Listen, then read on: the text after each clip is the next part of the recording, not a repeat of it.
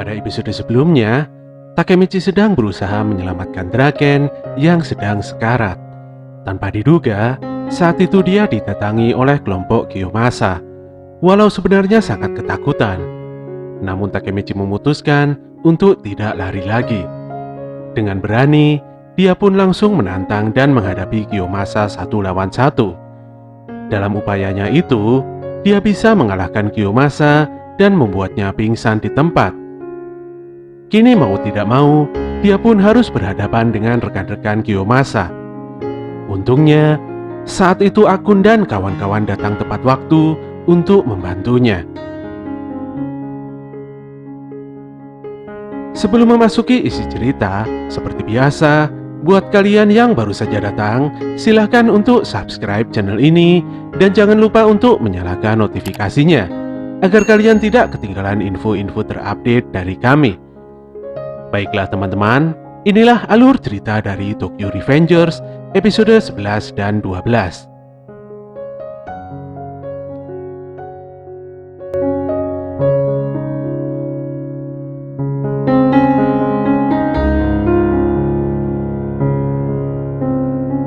Dalam guyuran air hujan, walaupun babak belur, akhirnya Akun dan kawan-kawan bisa menahan laju serangan rekan-rekan Kiyomasa. Saat itu terdengar sirine mobil polisi yang mulai mendekat. Geng Kiyomasa terlihat ketakutan dan memilih untuk kabur meninggalkan TKP. Mereka bahkan meninggalkan Kiyomasa yang tengah pingsan sendirian. Hina dan Emma pun langsung datang bersama dengan tenaga kesehatan yang menyiapkan tandu untuk menolong Draken menuju mobil ambulans. Di tempat lain, perkelahian antara Toman versus Mobius pun berakhir. Pertarungan antara Maiki dan Hanma nampak seimbang. Namun Hanma nampak babak belur, sementara Maiki masih normal. Dia bahkan nampak tidak kelelahan dan sehat-sehat saja.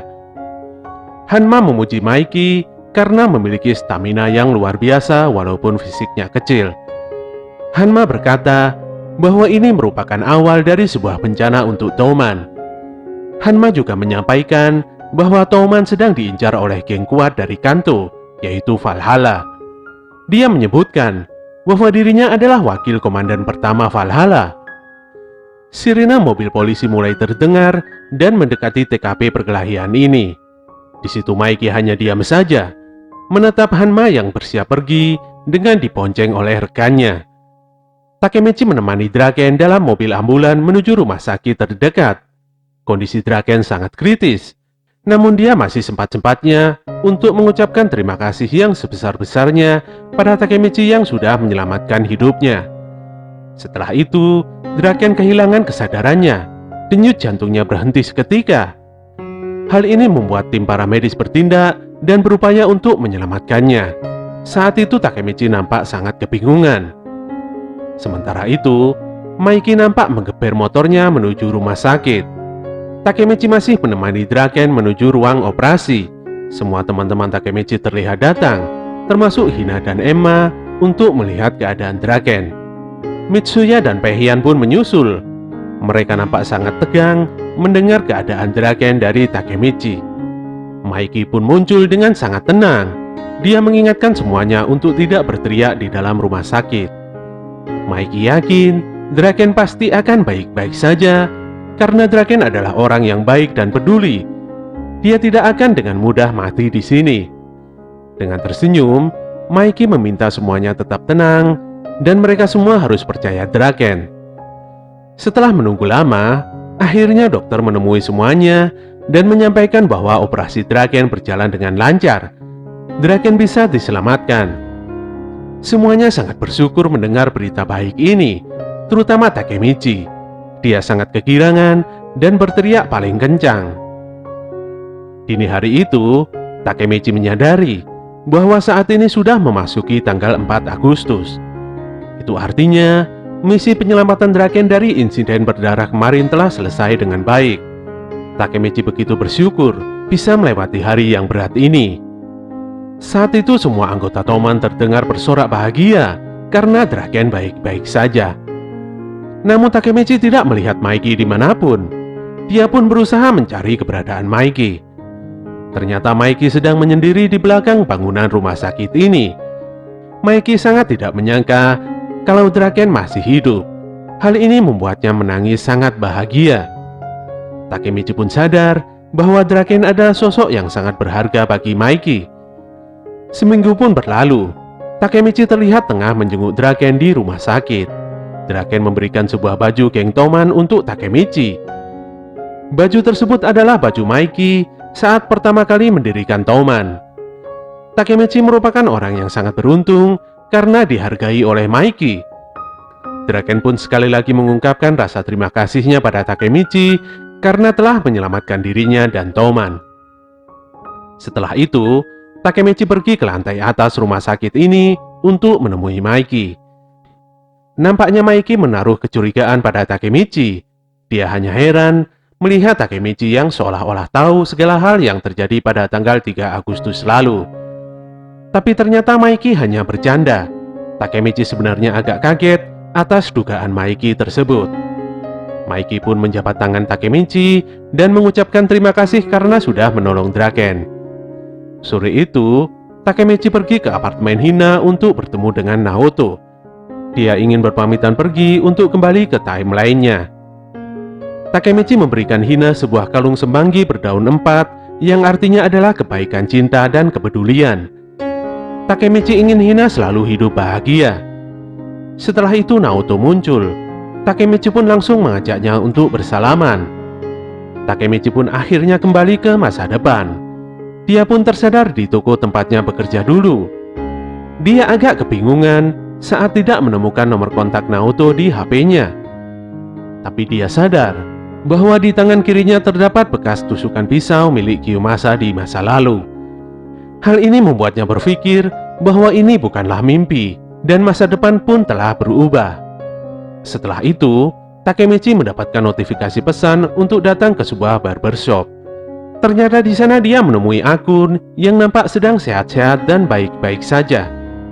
Bulan depan, Akun akan melakukan kegiatan hairstylist sendiri dan Takemichi akan menjadi pelanggan pertamanya. Takemichi begitu bahagia mendengarnya. Sesaat kemudian, Takemichi mendapatkan panggilan tidak dikenal yang ternyata adalah Naoto. Naoto sangat senang dengan kembalinya Takemichi. Dia pun mengajak Takemichi untuk menemui kakaknya. Takemichi nampak sangat kaget karena mendengar Hina masih hidup. Di dalam mobil, Takemichi mengingat ketika dulu dirinya melihat TV dan mengetahui fakta bahwa Hina telah meninggal dunia. Namun saat ini dia bisa bertemu dengan Hina secara langsung. Naoto sangat terkejut karena Takemichi bisa merubah masa depan. Padahal sebelumnya dia menganggap Takemichi adalah orang yang lemah. Akhirnya, mereka berdua telah sampai di kediaman Hinata. Banyak yang telah berubah setelah 12 tahun berlalu. Hina sendiri saat ini telah dewasa dan menjadi seorang guru sekolah dasar. Hal ini membuat Takemichi mengingat masa lalunya saat diputuskan oleh Hinata.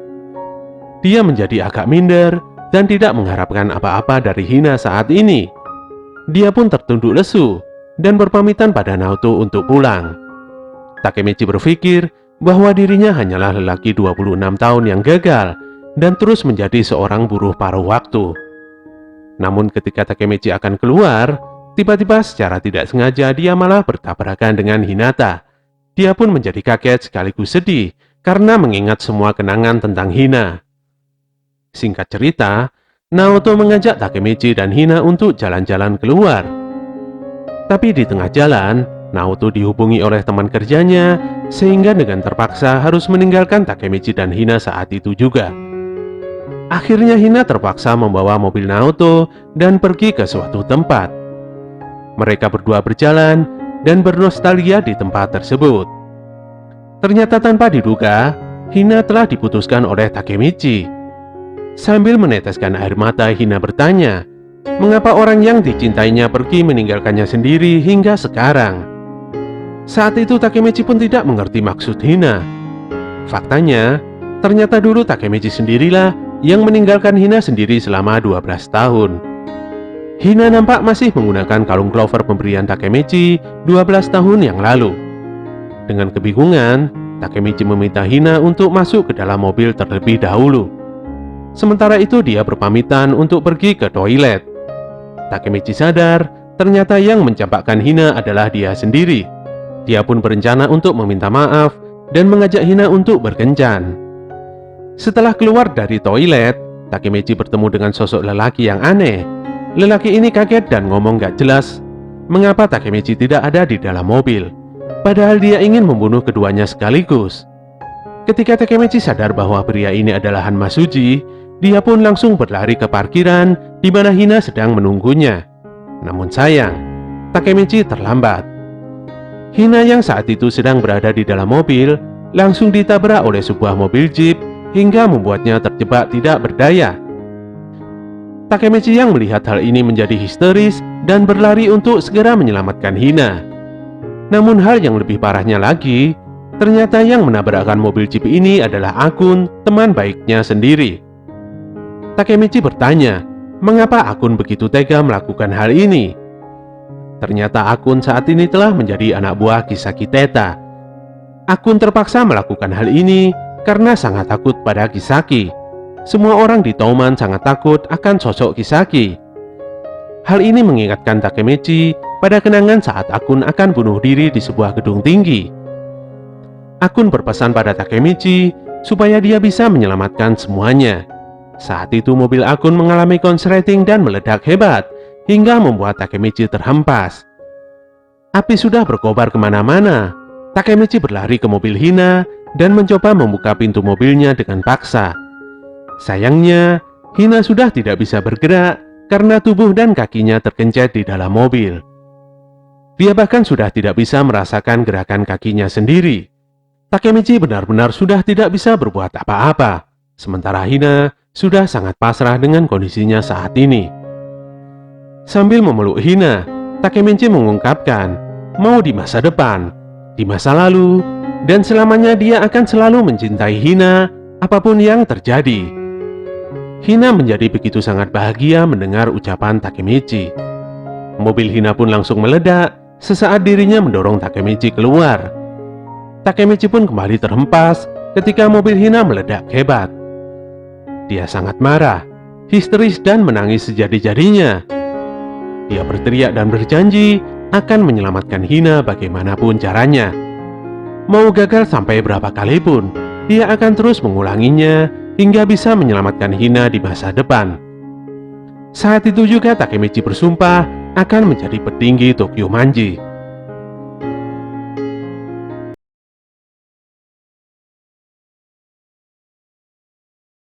Keesokan paginya, Takemichi terlihat sedang datang ke rumah duka keluarga Tachibana.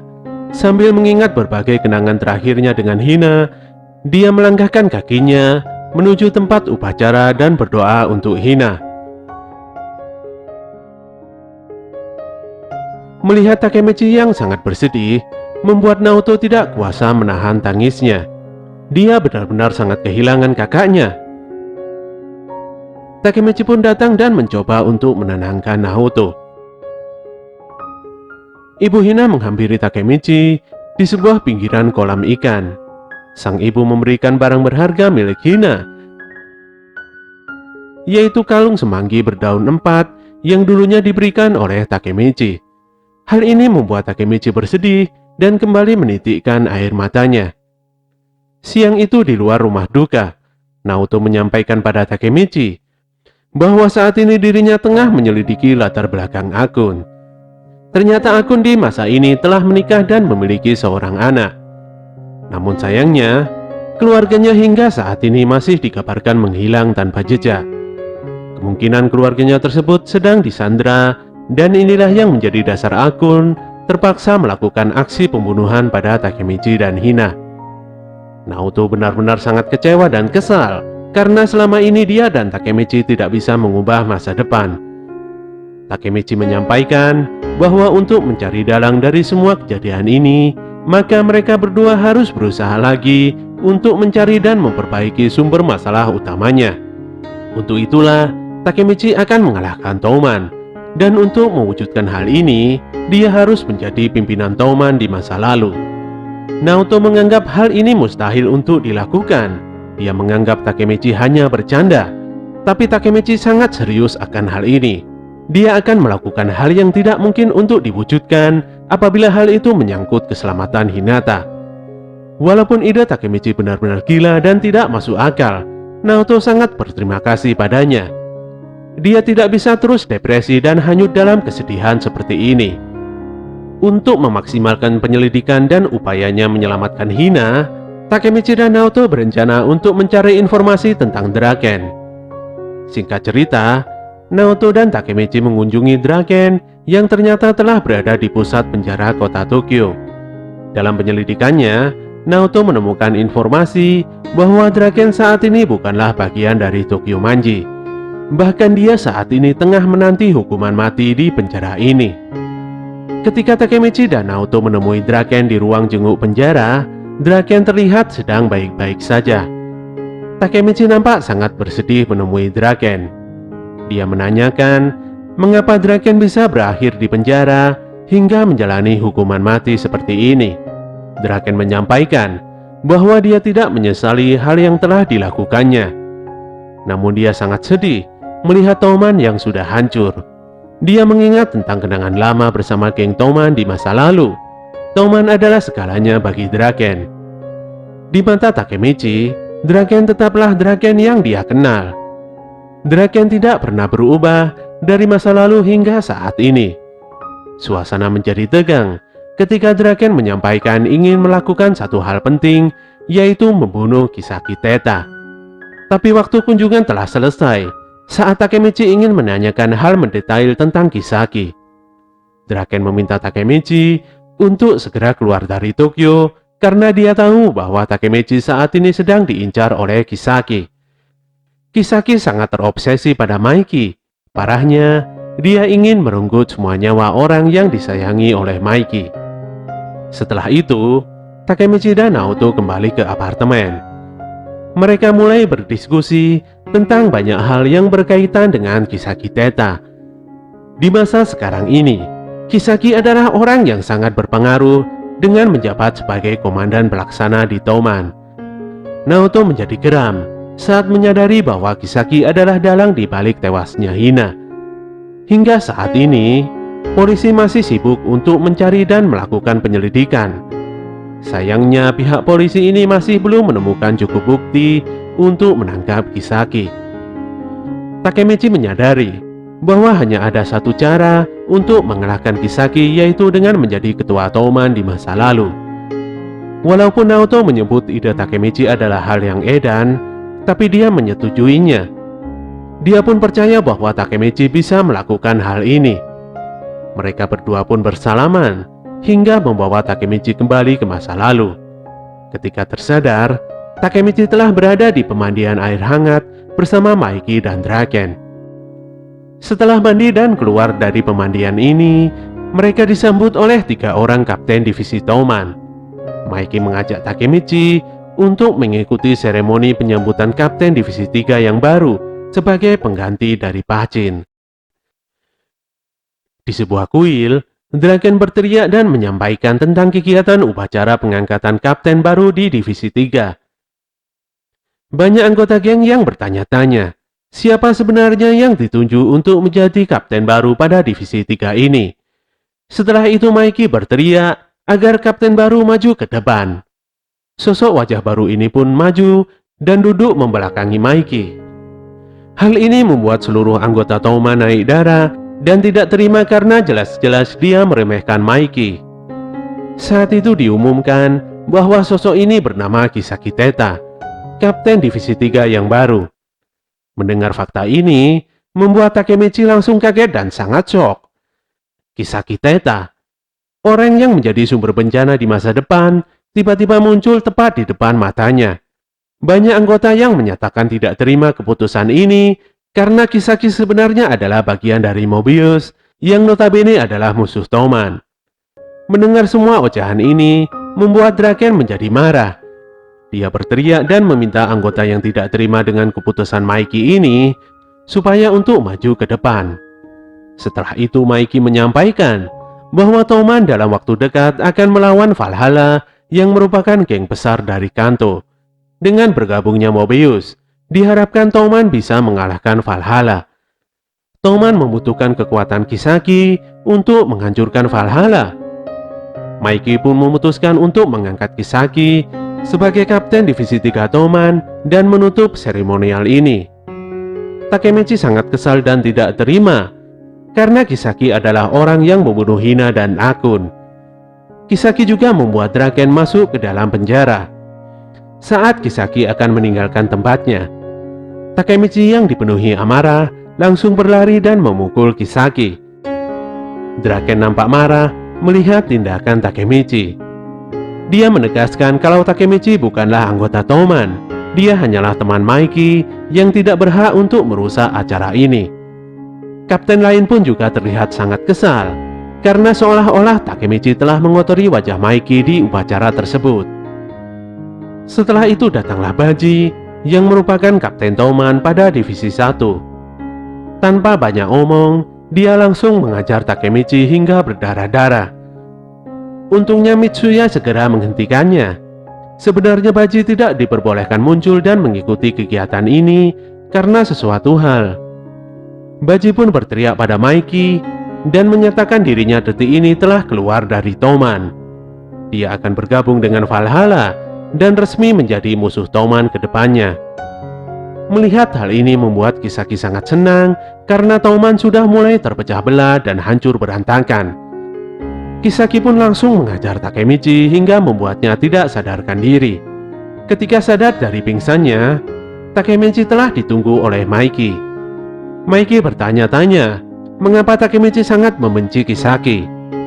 Mikey menceritakan bahwa dulunya dia mempunyai sahabat dekat yaitu tetangga sebelah rumahnya. Dia selalu berkelahi dengan sahabatnya ini yang sebenarnya hanya ingin untuk menunjukkan siapa yang paling kuat di antara mereka berdua. Sahabatnya ini adalah Baji Keisuke. Sikapnya memang susah diatur dan suka membuat onar. Namun seburuk apapun sifat dan tabiatnya, dia adalah orang yang ikut andil dalam mendirikan geng Toman ini. Ketika masuk bangku SMP, Toman telah didirikan oleh Draken, Mitsuya, Pachin, Baji, dan tentunya Mikey sendiri. Pada intinya, Mikey meminta Takemichi untuk bisa membawa Baji kembali pada Toman. Takemichi pun menyetujui dan akan menuruti semua keinginan Mikey. Namun Takemichi juga mengajukan permintaan pada Mikey. Apabila dia berhasil membawa Baji kembali, maka Kisaki Teta akan dikeluarkan dari Toman. Takemichi mengungkapkan bahwa Kisaki adalah orang yang sangat berbahaya. Mikey pun menyetujui permintaan Takemichi. Sebelum pertarungan melawan Valhalla dimulai, Takemichi harus segera membawa Baji kembali. Apabila Takemichi gagal menepati janjinya ini, maka Mikey akan membunuhnya. Tentunya hal ini membuat Takemichi sangat kaget dan ketakutan. Mikey pun memanggil Mitsuya yang sedari tadi menguping pembicaraan penting ini. Dengan tersenyum, Mikey meminta Takemichi untuk bergabung dengan Mitsuya pada divisi 2. Malam ini Takemichi secara resmi telah menjadi bagian dari Toman. Setelah Mikey dan Mitsuya pergi, Takemichi menemukan sebuah jimat yang di dalamnya terdapat foto pendiri geng Toman. Di foto itu dia menemukan bocah tidak dikenal dengan tato di lehernya. Bocah ini nampak begitu dekat dengan Baji. Di sisi lain, Baji sedang menemui Kazutora, yang tidak lain adalah bocah bertato pada foto yang ditemukan oleh Takemichi.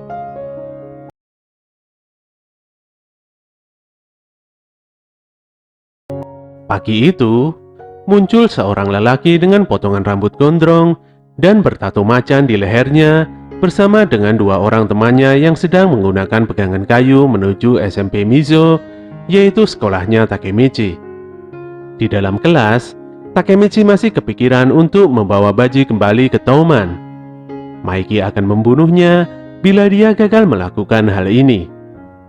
Akun bersama dengan yang lainnya datang ke kelas Takemichi untuk mengucapkan selamat atas masuknya dia menjadi anggota Toman. Takemichi pun menceritakan masalah yang dialaminya.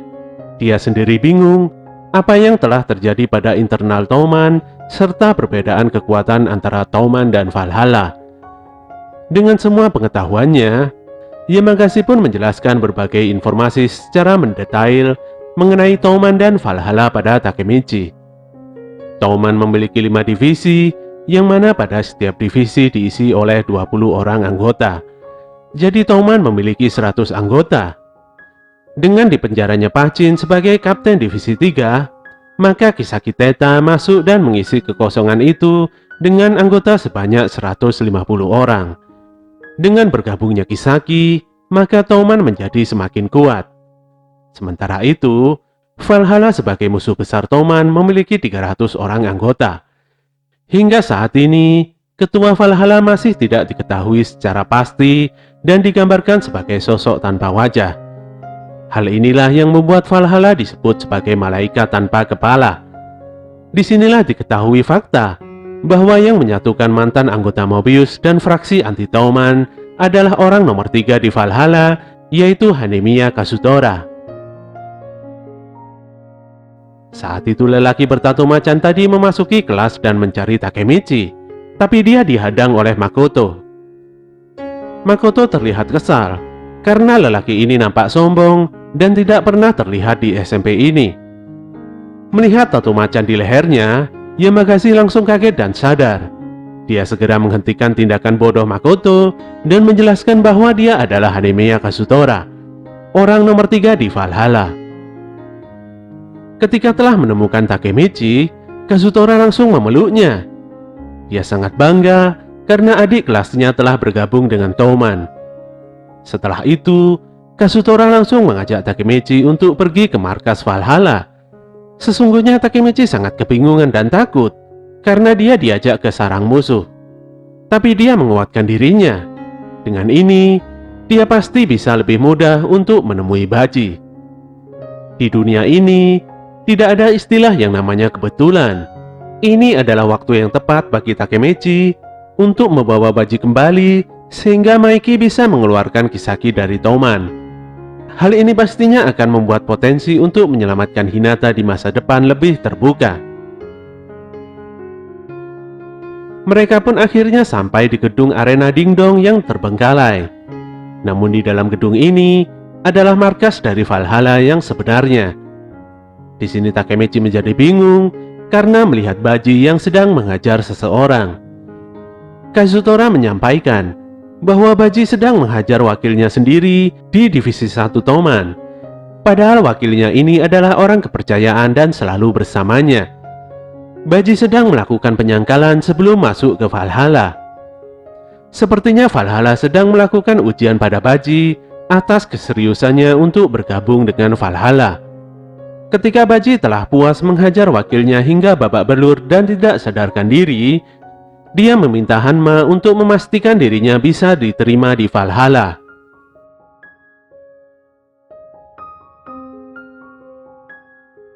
Saat itu Kazutora mengungkapkan jati diri sebenarnya Takemichi yang merupakan anggota baru Toman. Hal ini membuat Takemichi sangat kaget, apalagi semua member Valhalla meminta supaya dia dibunuh saja. Hanma meminta Takemichi untuk bicara jujur sebagai saksi karena dia masih tidak percaya pada Baji.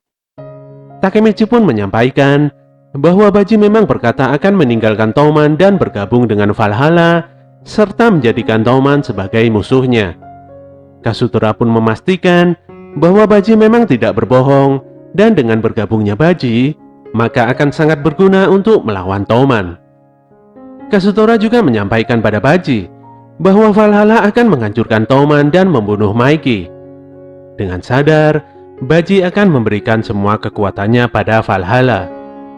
Hanma pun memutuskan untuk menerima Baji sebagai bagian dari Valhalla.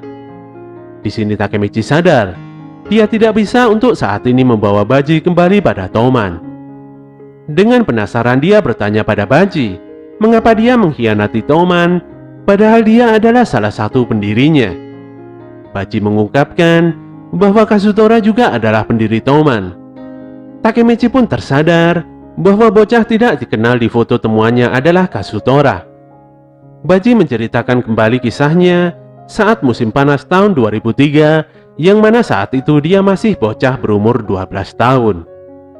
Di dalam sebuah kafe, semua para pendiri Toman nampak sangat senang karena telah mendapatkan jaket baru dari geng ini.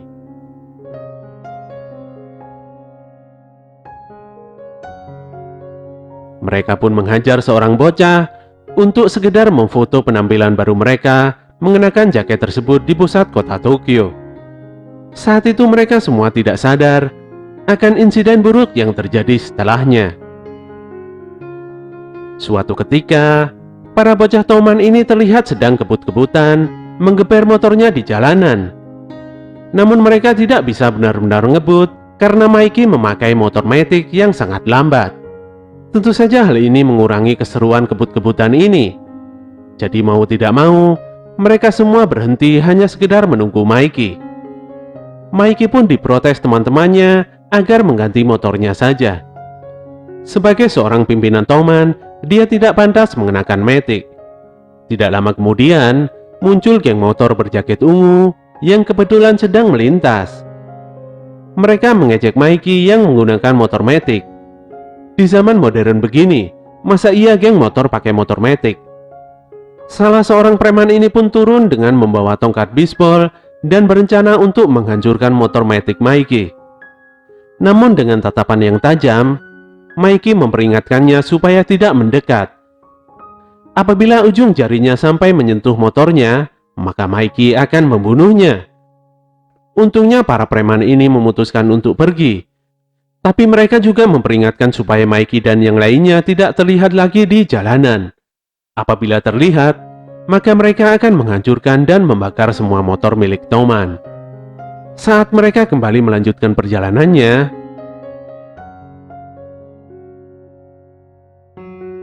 tiba-tiba motor Mikey mogok karena kehabisan bensin.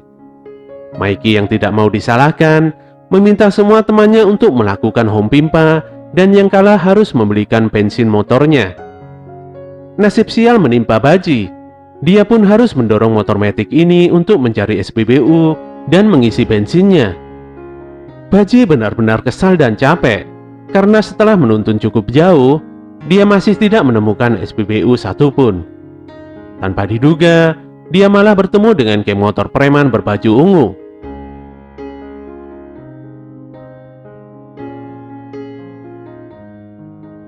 Geng ini langsung menghajar Baji karena tadi sudah memperingatkan supaya Toman menghilang dari jalanan.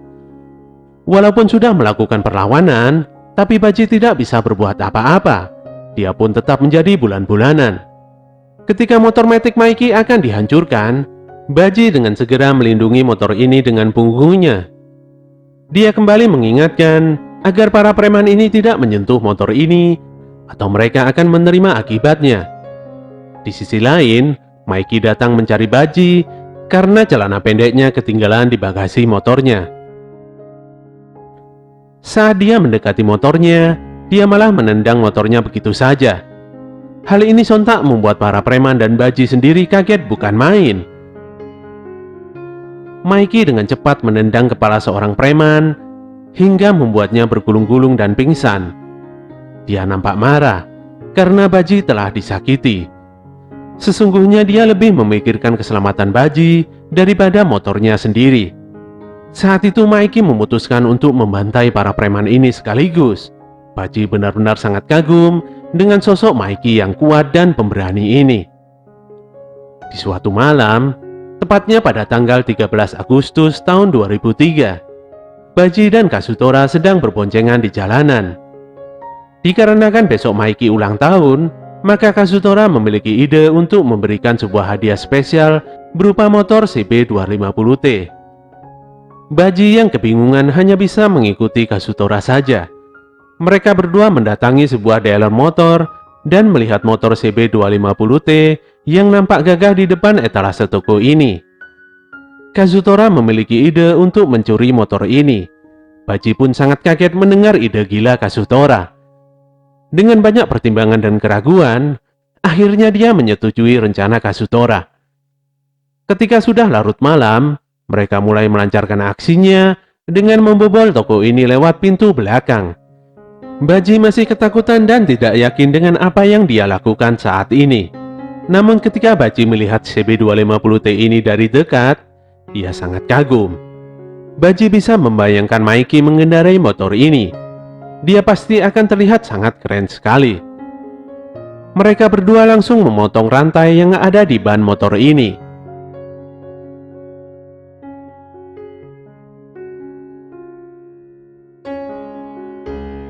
Sayangnya, ada seorang lelaki yang muncul dan memergoki Baji. Baji nampak begitu bingung, tegang dan ketakutan.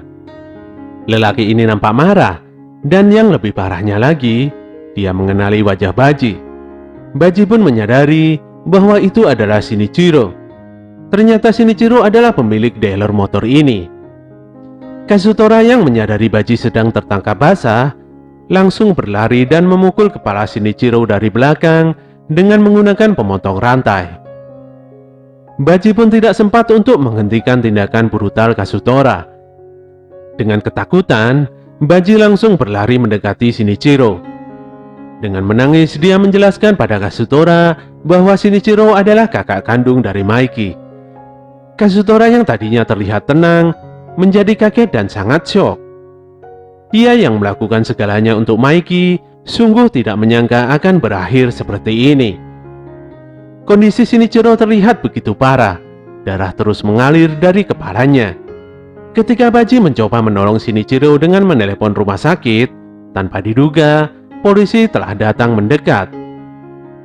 Baji pun mengajak Kazutora untuk segera kabur dari dealer ini. Sayangnya, Kazutora masih sangat syok. Dia terus bicara sendiri dan menjatuhkan semua kesalahan pada Maiki. Untuk itulah, dia memutuskan untuk membunuh Maiki saja. Baji benar-benar kaget melihat Kazutora berbicara seperti itu. Mereka berdua pun ditangkap oleh polisi. Ketika akan dimasukkan ke dalam mobil polisi, Maiki memanggil Baji dan menanyakan apa yang sebenarnya telah terjadi. Baji benar-benar tidak kuasa menahan air matanya di depan Maiki. Dengan menangis dan penuh rasa penyesalan, dia meminta maaf pada Maiki.